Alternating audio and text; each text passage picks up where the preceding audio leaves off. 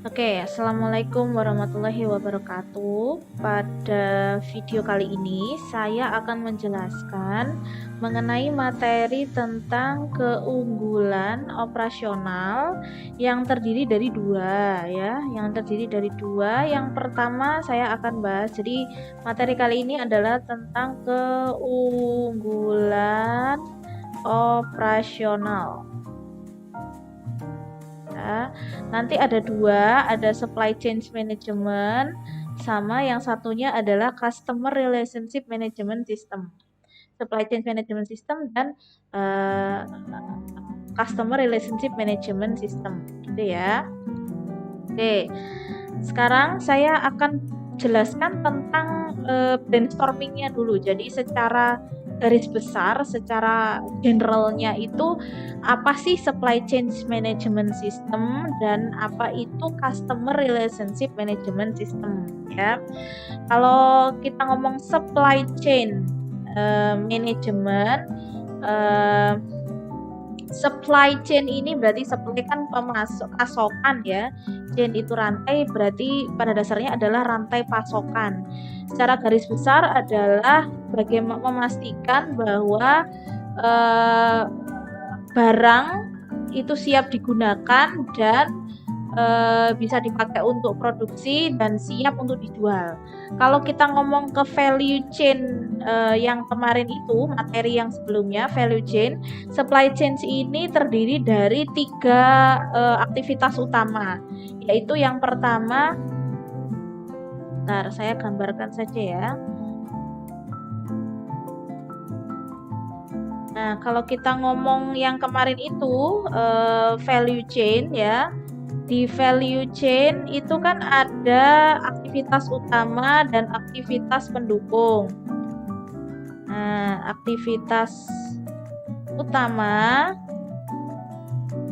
dan aktivitas pendukung yang bentuknya adalah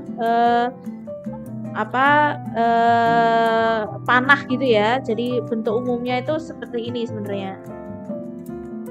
Nah, seperti ini. Wait. Kurang cantik. Nah, bentuknya seperti ini. Nah, di bawah ini aktivitas utama, ya. Di sini yang di atas adalah aktivitas pendukung. Nah, bagian dari value chain ini namanya adalah supply chain.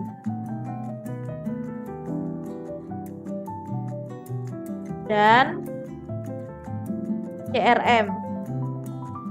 Jadi dua ini yang kita bahas hari ini itu sebenarnya bagian dari value chain. Tapi dibuat lebih detail apa saja operasionalnya dan sebagainya. Nah, kalau kita ngomong value chain yang umum, ya, jadi sekali lagi tergantung jenis perusahaannya seperti apa, ya. Kalau yang umum, aktivitas utamanya itu kan letaknya di sini, aktivitas pendukung letaknya di sini, ya kan? Nah, aktivitas utama ini terdiri dari umumnya, sekali lagi, ada seperti ini. Di sini ada inbound logistik,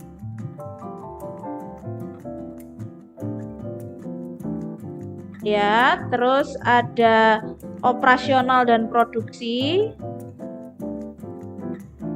Di sini ada outbound logistik. Di sini ada sales and marketing, ya.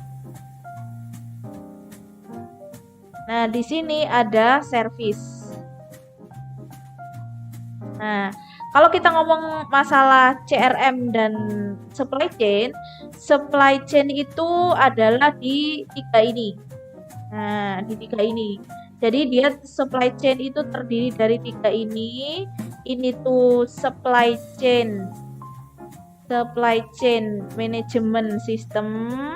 Nah, untuk yang ini sales dan service ini masuk ke customer relationship management system, gitu ya. Ini kalau kita ngomong dikaitkan dengan materi sebelumnya yaitu value chain. Tapi sekali lagi ingat, tergantung jenis perusahaannya. Ini value chain yang saya gambarkan, yang di bawahnya ini ada inbound logistik, operational, outbound logistik, sales, dan service, ini adalah yang umumnya ada di proses bisnis manufacture ataupun perdagangan ya, dan perdagangan. Tapi kalau kita ngomong jasa, terus fintech dan sebagainya, tentu saja value chain-nya akan berbeda ya. Sekali lagi tergantung proses bisnisnya apa. Oke, saya kembali ke brainstorming ini ya. Saya kembali ke brainstorming untuk supply chain management. Jadi secara umumnya supply chain management itu bagian dari value chain ya. Nah, sekarang fokusnya kita ngomong ke rantai pasokan ini. Rantai pasokan ini tuh terdiri dari apa sih yang tadi saya bilang? Ada inbound logistik, operasional sama outbound logistik. Inbound logistik itu intinya adalah memastikan bahwa barang itu siap untuk digunakan produksi ataupun siap untuk dijual kalau ngomong perdagangan ya. Jadi ada dua proses ya. Upstream ya, kalau kita ngomong upstream itu terkait sama supplier atau vendor. Jadi pembelian barang intinya gitu. Barang masuk itu upstream. Kenapa kok upstream? Karena terkait dengan supplier. Supplier itu kan sebelum barang atau bahan baku itu masuk ke dalam perusahaan. Makanya kenapa kok upstream? Karena berhubungan dengan supplier dan sebagainya. Jadi kalau kita ngomong value chain, upstream supply chain yang di sini upstream ini terkait sama inbound logistiknya. Kalau kita ngomong value chain tadi ya. Nah, apa itu upstream? Karena kita memastikan bahwa bahan baku itu siap ada untuk digunakan produksi, kalau perusahaannya manufacture. Tapi kalau misalkan perusahaannya dagang adalah siap untuk dijual, berarti maksudnya disimpan di gudang dan berikutnya untuk dijual, berarti terkait dengan transaksi pembelian bahan baku, ya kan? Kalau kita ngomong transaksi pembelian bahan baku, kalian bisa cek lagi materi sistem informasi akuntansi pembelian. Yang belum pernah melihat atau membaca tentang sistem informasi akuntansi pembelian, bisa cek di video yang terkait dengan sistem informasi akuntansi pembelian. Secara umum saja ya, saya jelaskan secara umum sistem informasi akuntansi pembelian itu terdiri dari apa saja? Semoga masih ingat ya. Semoga masih ingat. Ups.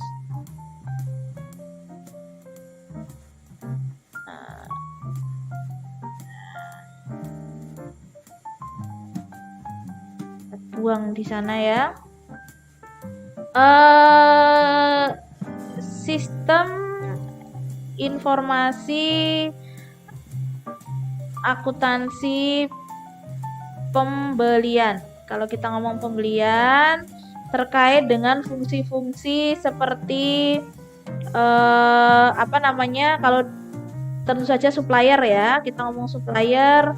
Kalau di dalam perusahaan, supplier ini kan eksternal ya, eksternal perusahaan. Kalau di dalam perusahaan ada pembelian, terus habis gitu ada gudang,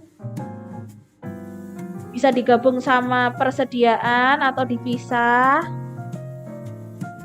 Terus ada bagian hutang. Kenapa hutang? Karena umumnya transaksi yang kita gunakan untuk pembelian itu adalah kredit.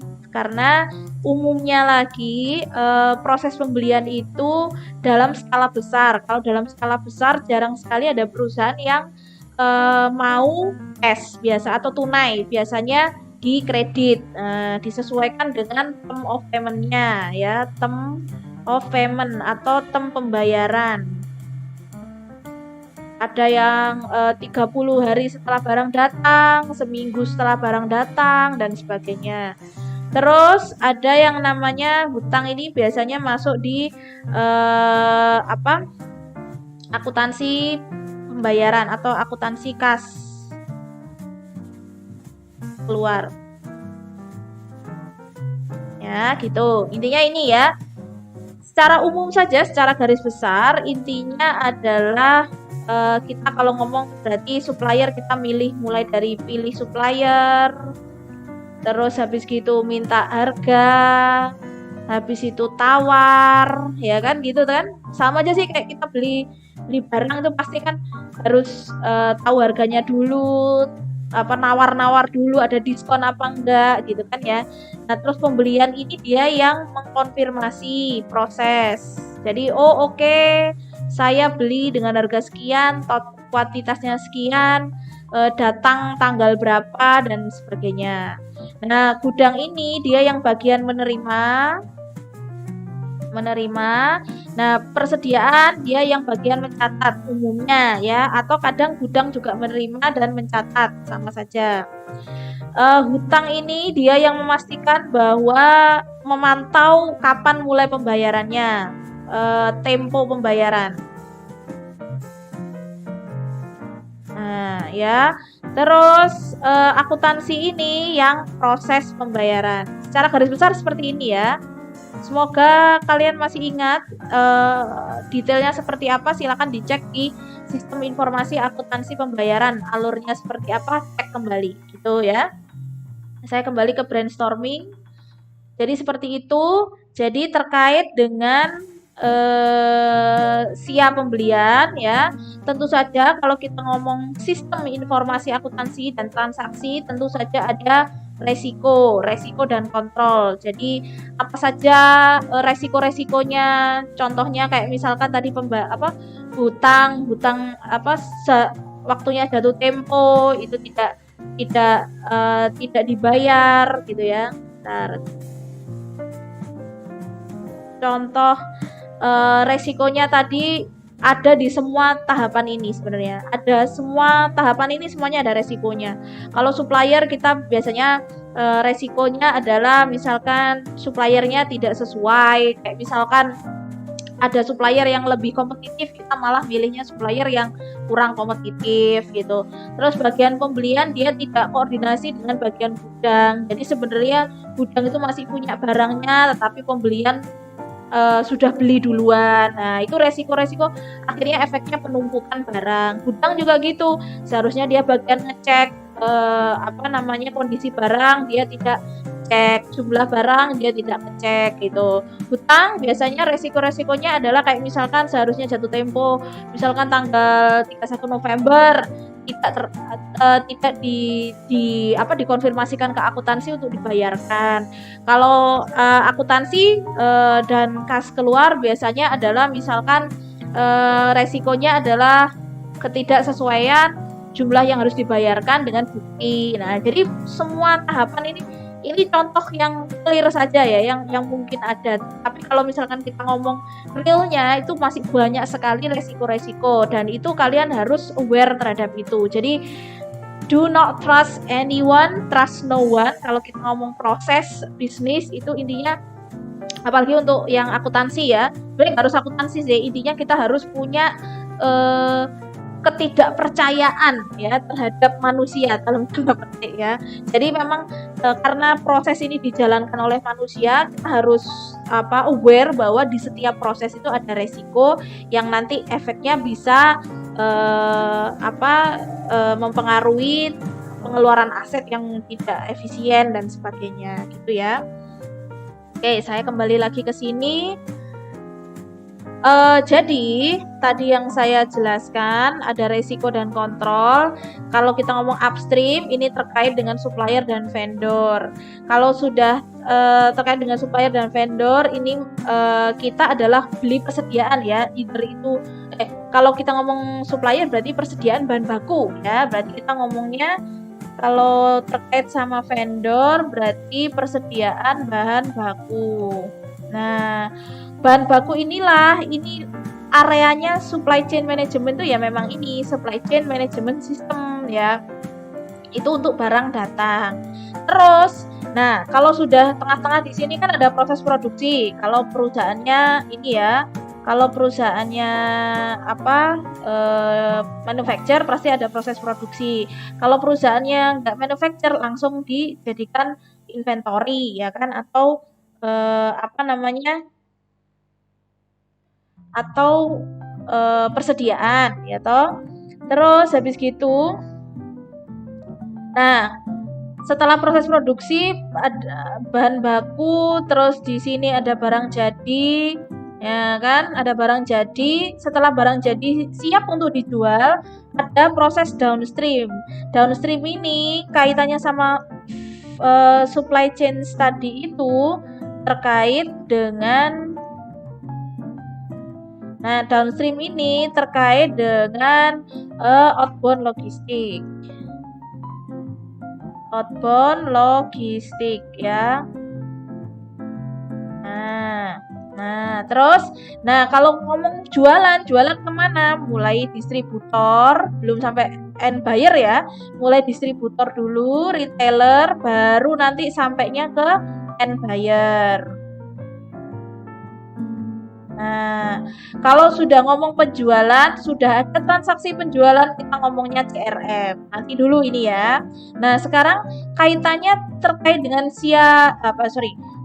penjualan ini apa? Tentu saja ya, sistem informasi akuntansi penjualan. Masih ingat ya,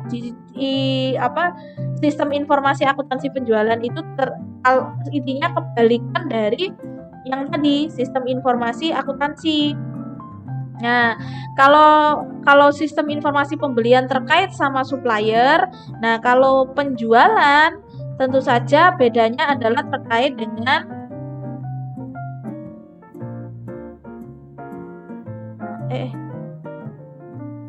kalau kita ngomong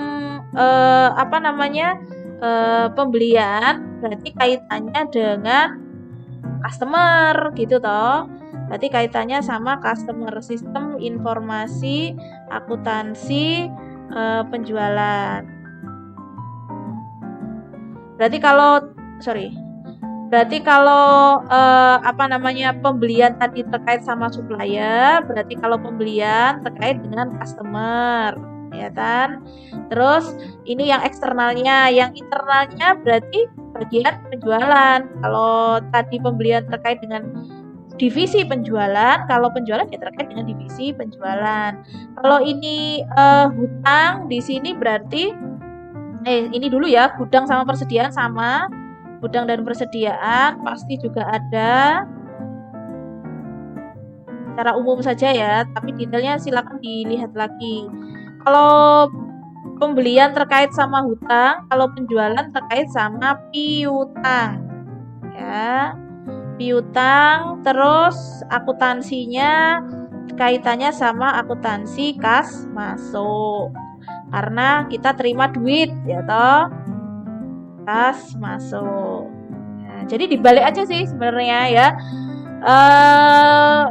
Detailnya apa saja sama aja, customer mulai mereka customer yang dimaksud ini customer dari sisi ini ya.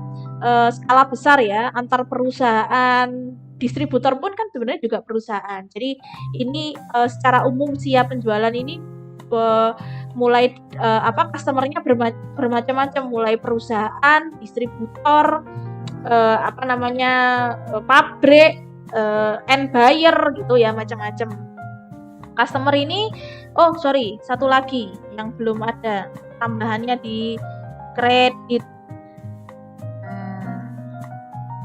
Kredit ya, jadi customer ini mulai dari mereka minta harga, habis gitu dikirim kapan, sama aja sih. Nah, kredit ini yang memastikan bahwa customer ini layak untuk kita kasih kredit gitu ya, memastikan kelayakan customer. Nah, semoga masih ingat ya, kelayakan customer. Karena asumsinya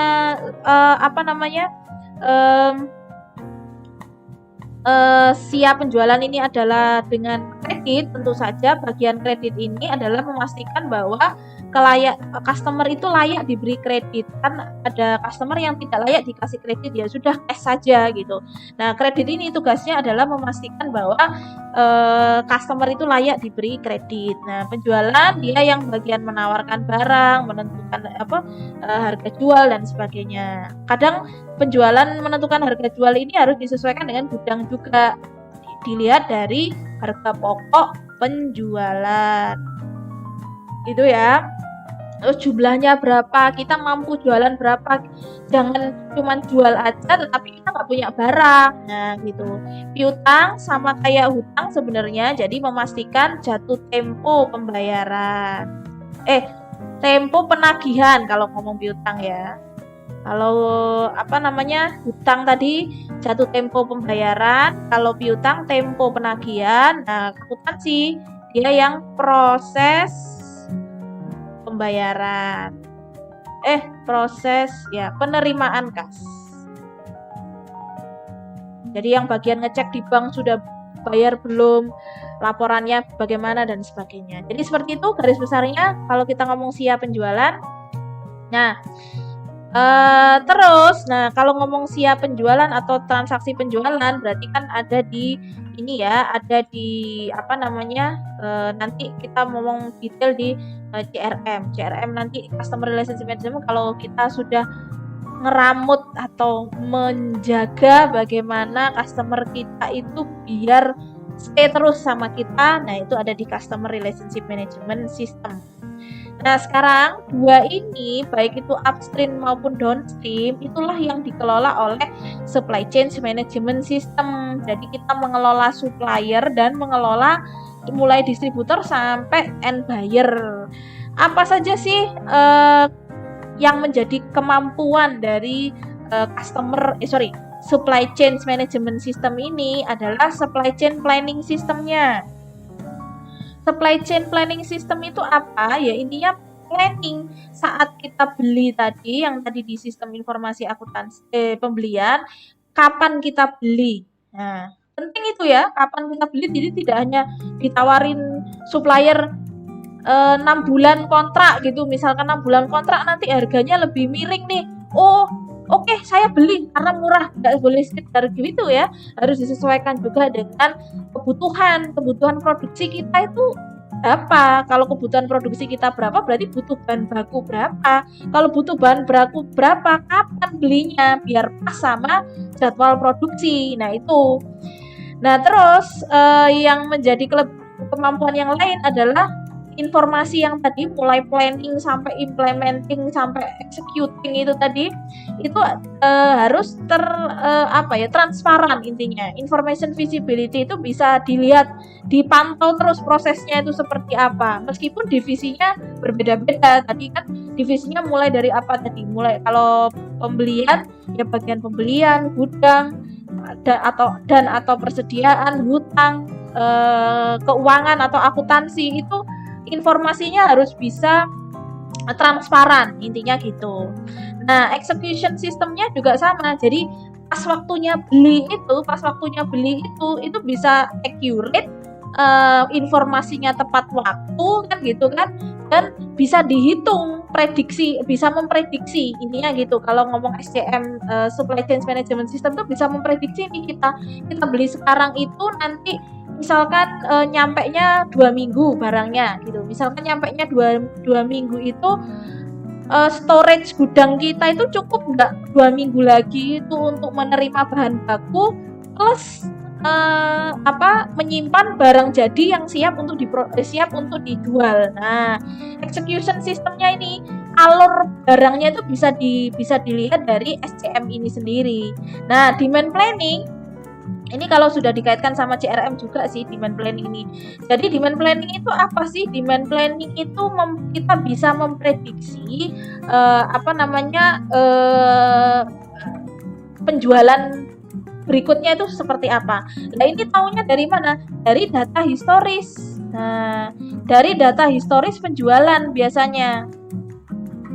Dari data historis penjualan. Jadi kayak misalkan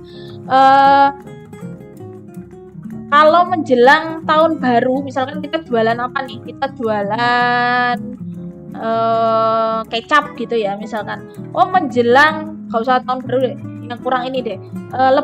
Ramadan. Menjelang Ramadan itu penjualan kecap 3 bulan sebelumnya itu naik 20%.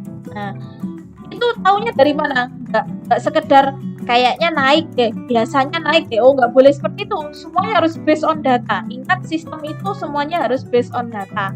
Jadi kita harus melihat misalkan 3 tahun terakhir, 3 bulan sebelum Ramadan itu ternyata ada peningkatan 20%. Kalau ada peningkatan 20%, berarti apa yang harus ditingkatkan?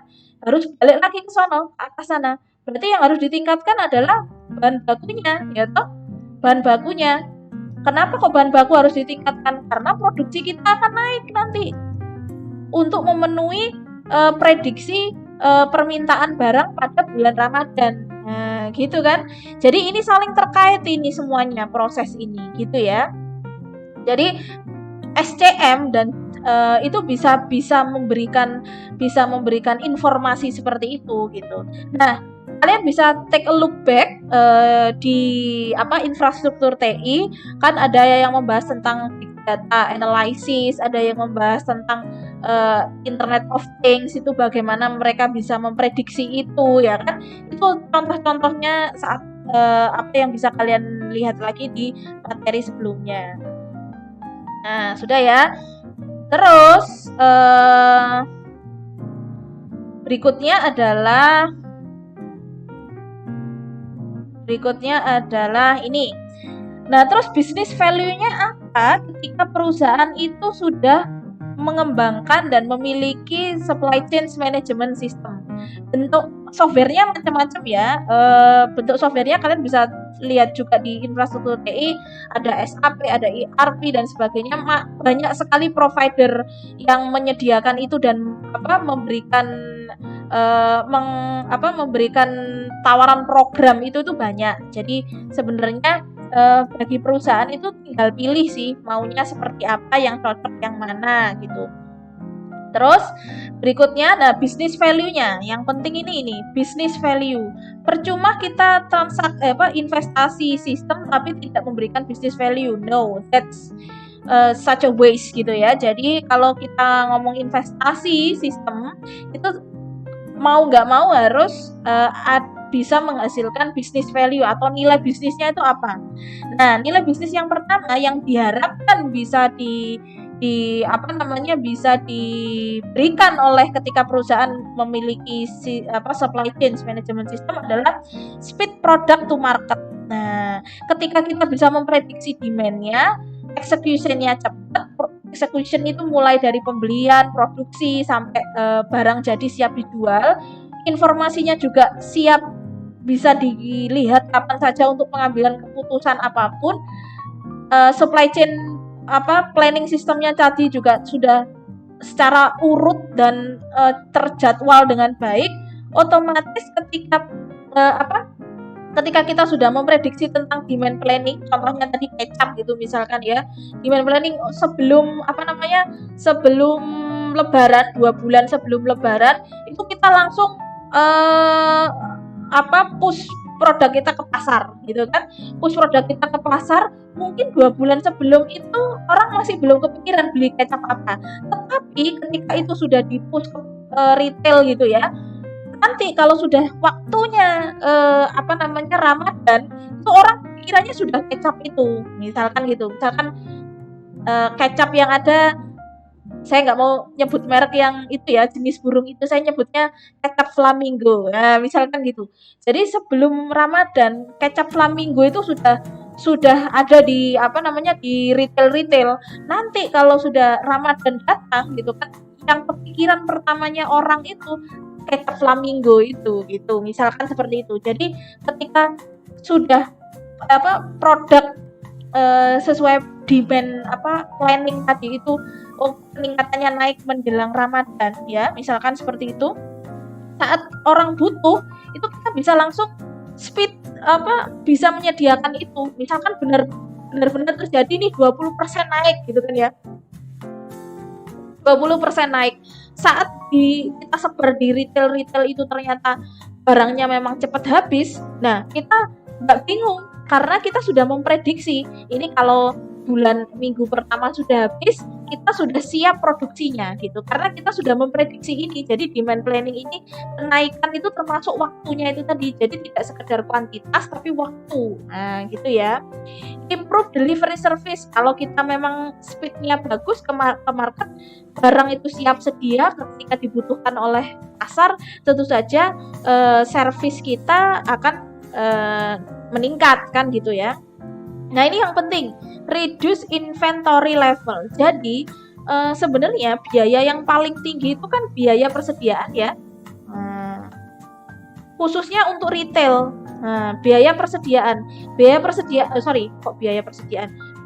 penyimpanan. Storage cost ya.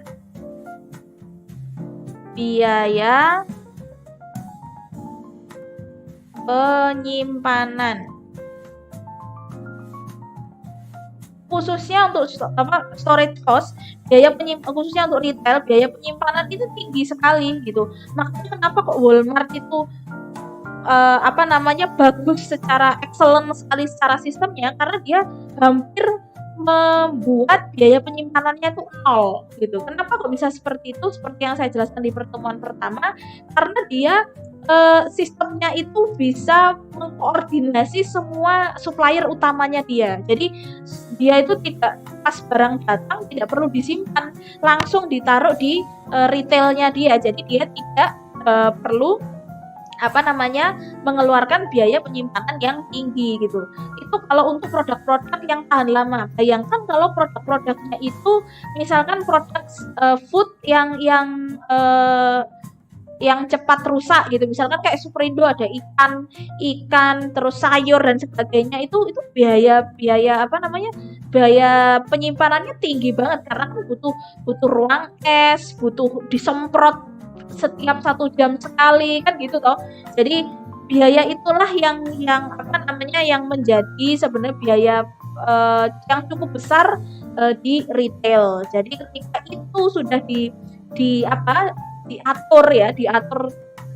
jumlah kuantitasnya, kapan datangnya, terus habis gitu kalau misalkan ngomong kalau kita ngomong produksi pas banget, jadi bahan baku datang nggak sampai 1 minggu sudah dipakai untuk produksi, jadi kan berpindah tuh biaya penyimpanannya, jadi bahan baku langsung masuk ke proses produksi, misalkan barang setengah jadinya nggak tunggu lama, langsung diproses lagi jadi barang jadi ada di gudang, nggak sampai 1 minggu langsung dijual.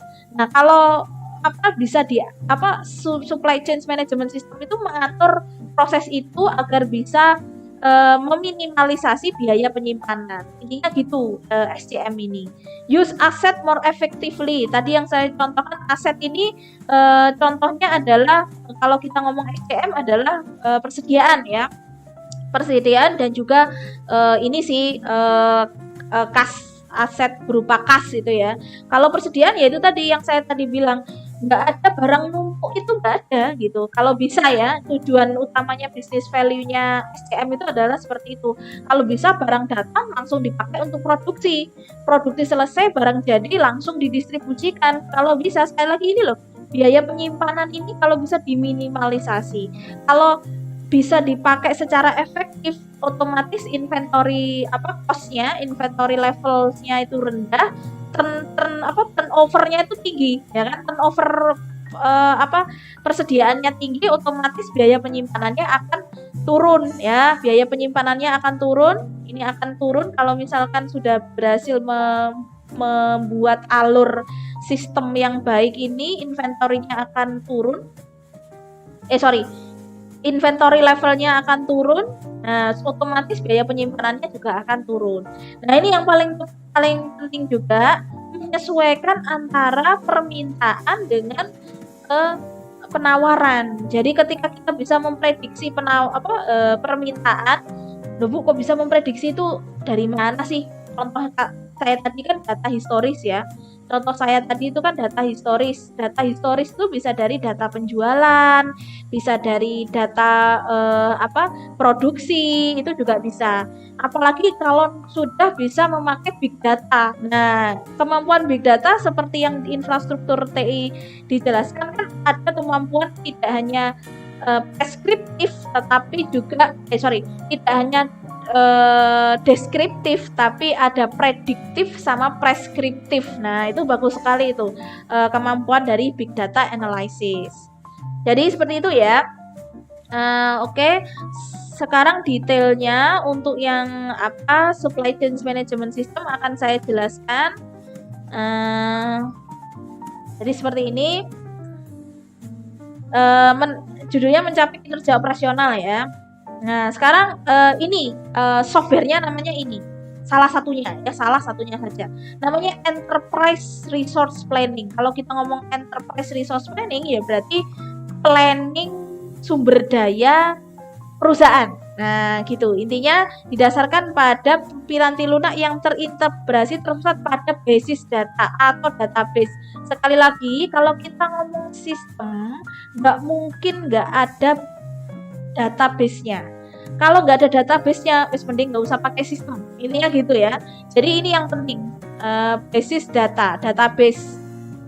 Bu, kalau belum pakai big data gimana? Ya sudah, nggak apa-apa. Database ini aja sudah oke. Alatnya berarti DBMS. DBMS ini nanti akan terintegrasi dengan ERP-nya. Nah, Enterprise Resource Planning. Mahal nggak Bu? Mahal banget ini ERP. Makanya yang pakai ERP itu biasanya perusahaan-perusahaan yang memang giant production gitu ya. Jadi kayak misalkan Unilever yang mereknya banyak banget, proses produksinya sangat beragam, itu kalau nggak pakai ERP jelas ambiar ya. Bu, kalau ERP mahal berarti gimana Bu? Ya sudah, pakai yang simple saja, pakai yang misalkan bagian dari ERP itu ada yang sekedar SAP. SAP itu khusus untuk produksi. Itu ya nggak apa-apa, pakai SAP aja, produksi saja. Nanti proses penjualannya pakai sistem yang lain atau pakai software yang lain, nggak apa-apa gitu. Semampunya perusahaan aja gitu, intinya gitu. Yang paling simple aja ya, bikin database tentang persediaan itu pakai Excel aja bisa kok gitu. Pakai Excel aja bisa gitu ya. Nah, yang penting itu ininya loh, data. Jadi kalau perusahaan kecil karena datanya kecil, ya mungkin nggak butuh ERP, mungkin hanya sekedar butuh SAP saja gitu kan. Bedanya adalah intinya di tingkat datanya. Jadi bukan masalah kalau besar itu pakainya ERP gitu, enggak. Jadi biasanya ini umumnya ya, perusahaan besar itu data yang dikelola kan besar. Kalau perusahaan kecil, data yang dikelola kecil. Jadi inilah yang menentukan perusahaan itu membutuhkan ERP atau tidak, atau membutuhkan ERP sama big data digabung. Wah, keren banget itu, jelas itu yang paling ideal. Tetapi kan itu membutuhkan investasi yang tidak sedikit gitu kan. Jadi harus sesuaikan lagi dengan kebutuhan perusahaan. Nggak taunya butuh atau tidak itu gimana? Balik lagi proses bisnisnya. Tahu proses bisnisnya gimana? Balik lagi di pertemuan sebelumnya, value chain-nya atau value rantai nilainya. Jadi integrasi data. Makanya kan tadi bisa matching gitu kan. Integrasi data ini tujuannya untuk mencapai business value yang tadi, yang paling keren tadi, matching antara demand dan supply. Paling susah loh ini menentukan demand dan supply ini gitu ya. Oke, ini contohnya. Nah, ini contohnya, ini yang paling sederhana saja, bukan paling sederhana sih, yang umumnya dipakai. Jadi ini implementasi dari ERP sebenarnya. Implementasi dari ERP itu melibatkan banyak divisi. Jadi kalau supply chain, kalau kita ngomong barang masuk, produksi, barang keluar, itu berarti cuma bagian produksi sama pembelian sama penjualan. Oh enggak, semuanya terlibat gitu ya. Semuanya terlibat, baik itu finance and accounting, human resource, semuanya terlibat. Lah proses produksi kan butuh pegawai, pegawai dan buruh. Tentu saja akan hubungannya sama human resource. Proses produksi, biaya produksinya salah satunya adalah biaya tenaga kerja. Tentu saja butuh human resource. Apalagi finance accounting meng-cover semuanya.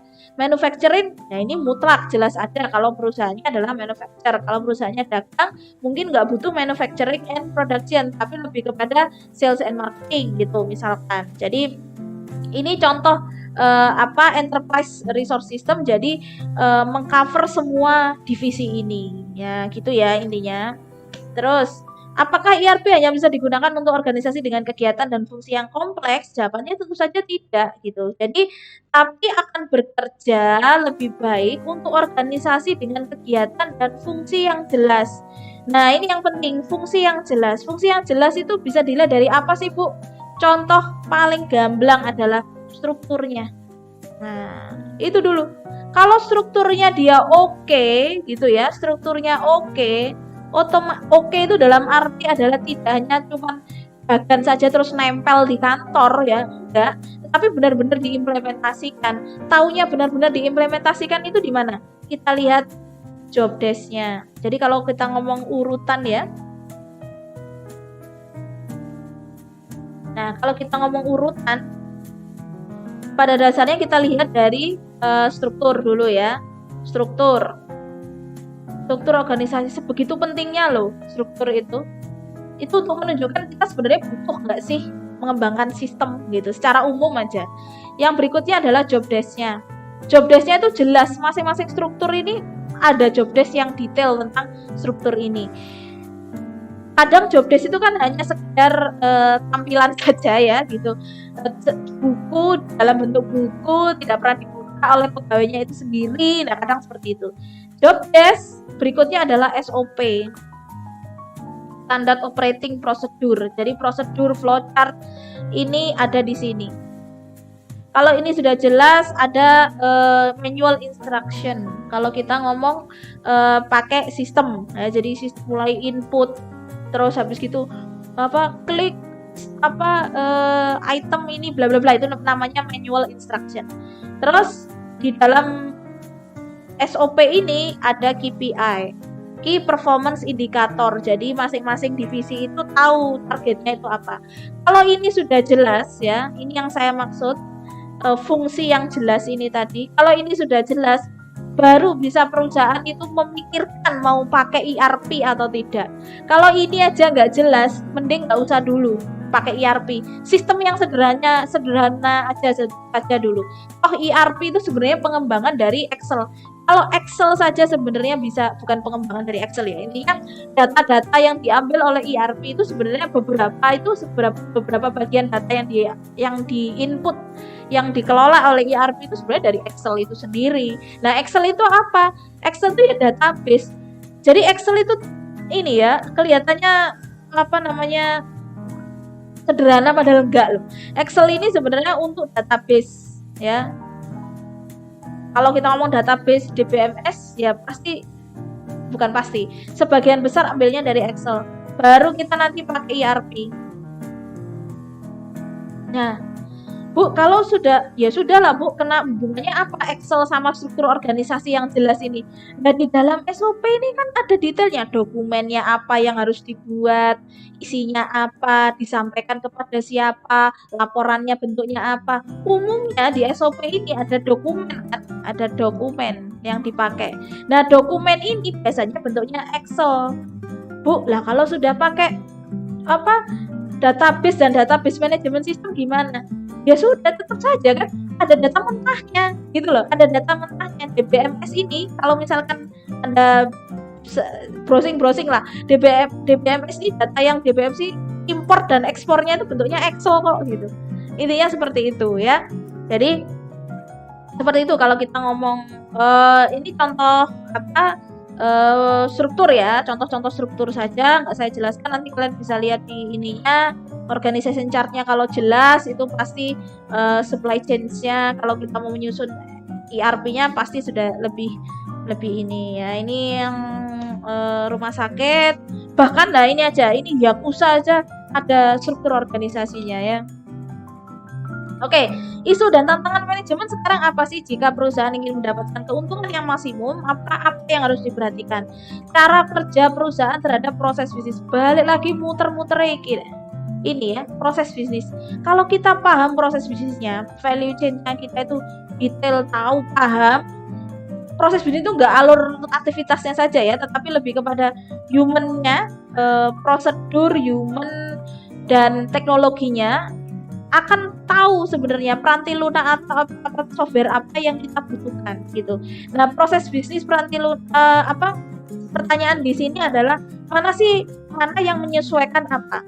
Cara kerja perusahaan terhadap proses bisnis pada peranti lunak. Jadi kayak misalkan kita punya perusahaan, kita sudah ada proses bisnis. Nah, kita peranti lunak yang menyesuaikan proses bisnis kita, ataukah proses bisnis kita yang menyesuaikan software dari ERP itu. Nah, itu mungkin kita bisa diskusikan nanti ya.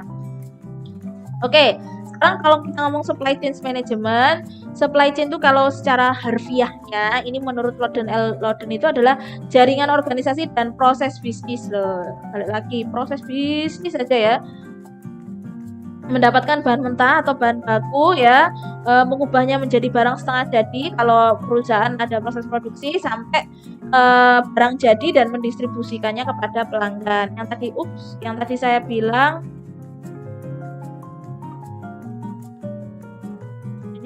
ini ada upstream dan downstream ya, sudah saya jelaskan tadi. Nah, supply chain pada berbagai macam industri itu contohnya apa saja? Ini kalau di buku contohnya Nike ya, sepatu Nike itu dia pakai upstreamnya itu adalah ini beberapa supplier. Jadi dia pakai beberapa supplier, terus habis itu downstreamnya mulai distributor sampai customer. Jadi suppliernya ada tier-tiernya gini, level-levelnya gitu. Jadi kan bahan bakunya Nike itu kan beda-beda ya, mulai dari sol sepatu, lem, tali, kulit dan sebagainya.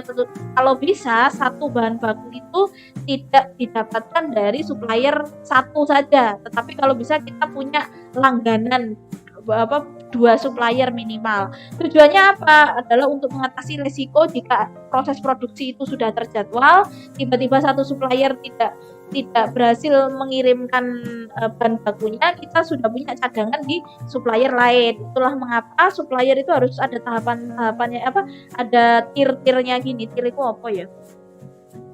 Tier itu inilah level-levelnya lah ya gitu ya. Nah, sekarang ini yang food production chain. Nah, kalau food production itu pasti lebih kompleks. Kalau kita makan daging aja ya, sebelum nyampe di depan mata kita di atas piring yang cantik yang sudah dibakar itu tahapannya sepanjang ini loh. Jadi mulai ternak, dari ternak, terus habis itu ternaknya diproses, dijaga, habis gitu didistribusikan, terus habis gitu sampai ke Superindo gitu ya. Superindo kalau kita mau belinya dimasak sendiri ya berarti langsung kita masak, tapi kalau kita pengennya dimasakkan orang ya berarti kita lewatnya ke restoran gitu. Ini rantai pasokannya panjang sekali untuk bahan makanan itu. Oke. Nah, ini yang sekarang umumnya seperti ini adalah seperti ini. Jadi tidak ada batasan siapa itu customer, siapa itu supplier. Supplier bisa jadi customer bisa jadi supplier, begitu seterusnya. Jadi saling bersaing. Perusahaan itu bersaingnya nggak hanya antar penjual, tetapi juga bisa bersaing dengan customer kita sendiri, karena mungkin customer kita akan jadi pesaing kita untuk end buyer gitu misalkan. Jadi sekarang itu tipe industrinya sudah banyak yang seperti ini. Nah, informasi supply chain, informasi yang tidak akurat atau tidak tepat menyebabkan inefisiensi. Jadi ini contoh resiko-resiko tadi yang saya bilang, kurangnya bahan baku saat siap jadwal produksi belum ada, begitu seterusnya. Penggunaan kapasitas pabrik yang rendah, yang tadi saya bilang tidak ada jadwal produksi, jadi seharusnya mesin-mesin itu nganggur pada waktu yang tidak tepat kan gitu kan, persediaan yang terlalu banyak karena produksinya cuman punya kuantitas tertentu, jadi persediaan bahan bakunya itu numpuk di gudang, atau sebaliknya proses produksinya jualan tetapi downstreamnya ke distributor nggak jalan, jadi gudang itu isinya barang jadi semua, padahal barang jadi punya waktu ya kan, kadaluarsa dan sebagainya. Biaya transportasi, ini hubungannya apa Bu? Biaya transportasi contohnya kayak misalkan pembelian ya, Kayak misalkan kita pembelian itu kalau tidak terjadwal itu jadwalnya itu taunya terjadwal itu dari mana sih? Taunya terjadwal itu harus disesuaikan dengan jadwal produksi, ya kan? Logikanya kan gitu. Harus disesuaikan dengan jadwal produksi. Kalau ini nggak ada, akhirnya kan nggak terjadwal juga pembelian, ya toh? Kalau pembelian tidak terjadwal, akhirnya pembelian itu hanya saat kayak misalkan oh barangnya habis, oh ya sudah waktunya beli. Padahal kan nggak boleh gitu. Pembelian itu nggak boleh saat barang habis. Pembelian itu adalah saat titik minimum persediaan. Jadi nggak boleh saat barang nol gitu, itu salah gitu.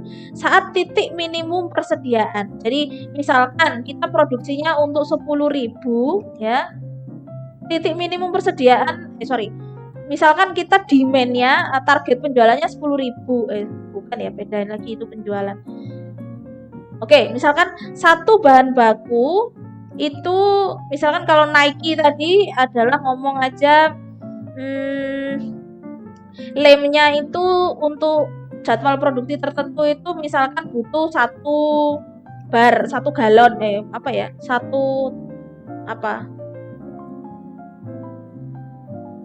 misalkan 10 liter lah ya gitu, 10 liter. Nah 10 liter ini minimal harus ada di gudang gitu. 10 liter ini kan gak banyak. Tadi kalau ngomong masalah biaya kos penyimpanan, 10 liter itu tidak menghabiskan storage penyimpanan yang banyak. Tetapi gak boleh dalam posisi 0 liter baru kita beli, itu gak boleh.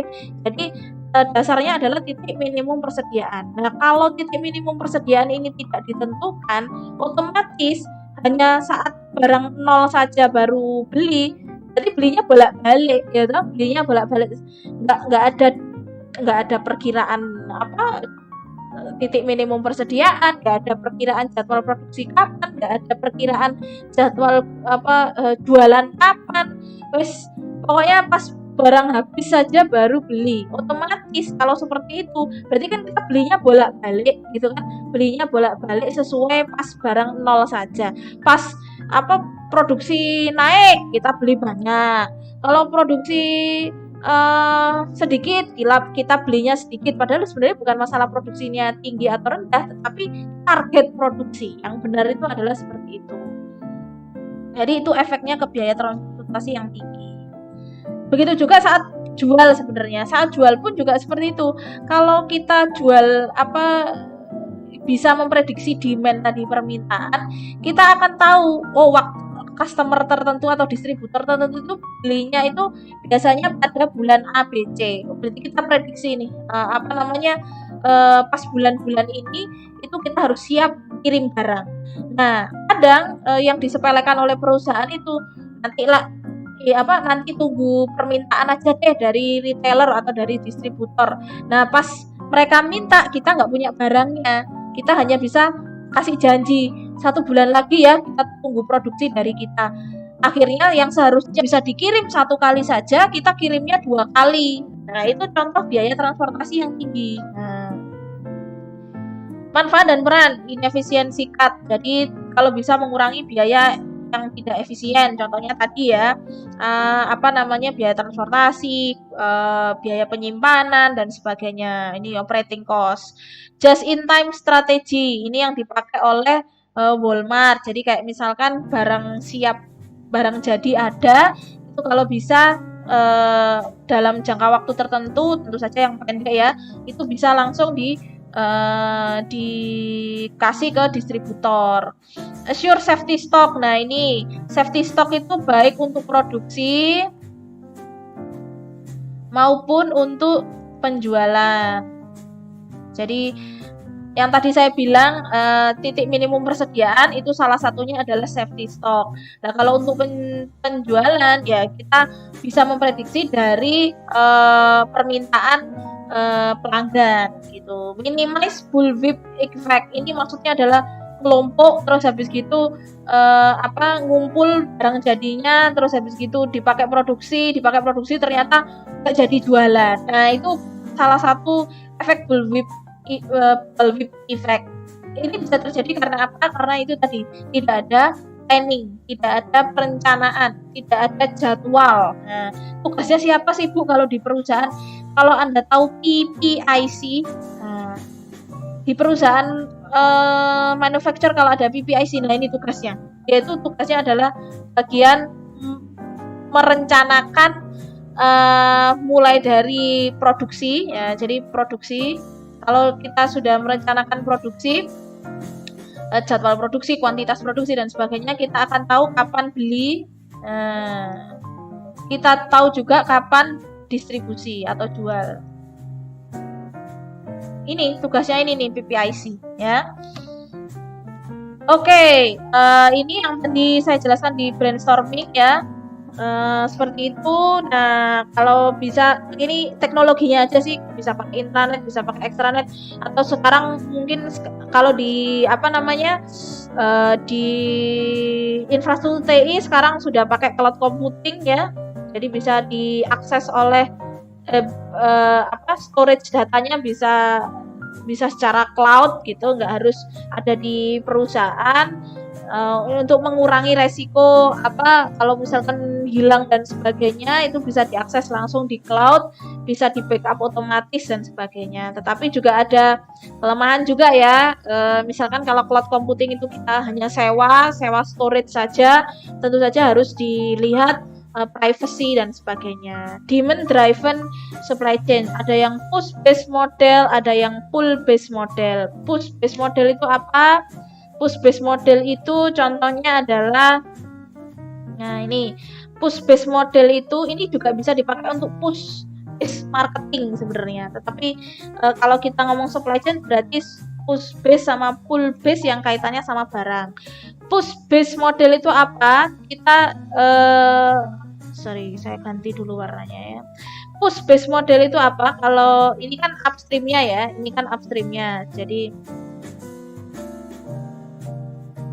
yang sini downstreamnya. Nah, kita kerjasama dulu sama supplier, kita bikin perencanaan produksi, jadwal produksi dan sebagainya. Jadi barangnya habis gitu langsung namanya ada push, dorong, taruh saja di pasar. Ya, taruh saja di pasar itu biarkan mereka yang menilai apakah barang kita itu sesuai atau tidak. Tapi sebenarnya ini nggak sekoboi ini ya, nggak sekawur yang saya ngomongkan sebenarnya. Tapi intinya adalah kita punya barang itu tetap harus dilihat secara marketing juga ya. Maksudnya adalah kita bisa melihat segmennya, kita bisa melihat target kita, bisa melihat brandingnya. Ini biasanya untuk barang-barang baru, untuk produk-produk baru, itu ada yang namanya push based model. Jadi kita bikin aja dulu tentu saja dengan riset marketing ya. Terus habis gitu biarkan customer yang merespon itu. Nah, kebalikannya sama pull based model ini adalah customer dulu yang minta. Jadi ini kalau misalkan produksi itu ada produksi berdasarkan pesanan.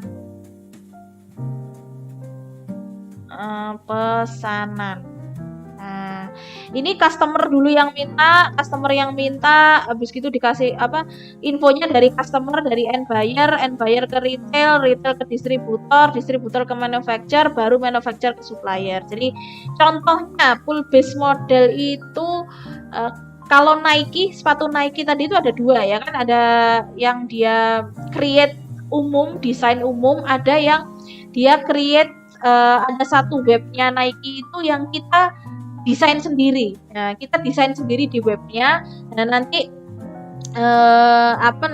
web itu akan dikoordinasi ke bagian produksi. Nah, itu juga ada tuh.